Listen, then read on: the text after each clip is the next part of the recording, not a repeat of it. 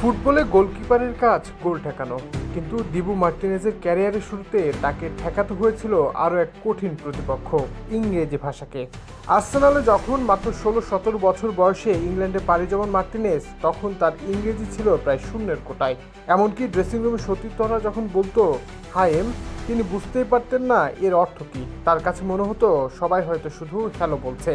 পরিস্থিতি বুঝতে পেরে আর্সেনালের কিংবদন্তি কোচ আর্সেন ওয়েঙ্গার তাকে স্পষ্ট করে দেন, ইংল্যান্ডে সফল হতে হলে শুধু ভালো গোলকিপার হলেই হবে না, ইংরেজিও শিখতে হবে।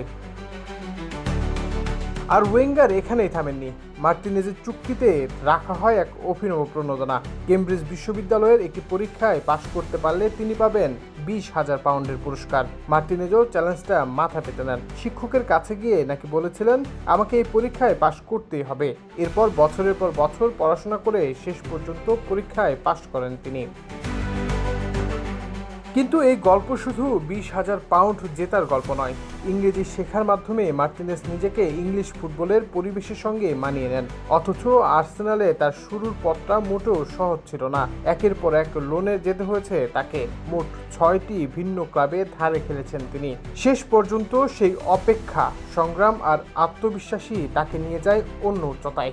আর্সেনাল থেকে অ্যাস্টন ভিলায় গিয়ে নিজেকে প্রিমিয়ার লিগের অন্যতম সেরা গোলকিপার হিসেবে প্রতিষ্ঠিত করেন দিবু।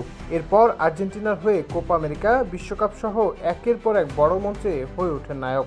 একজন বিশ্ব চ্যাম্পিয়ন গোলকিপারের গল্পটা তাই শুধু সেভ আর ট্রফির নয়, এটা শেখার, লড়াই করার এবং নিজেকে বদলে ফেলার গল্প।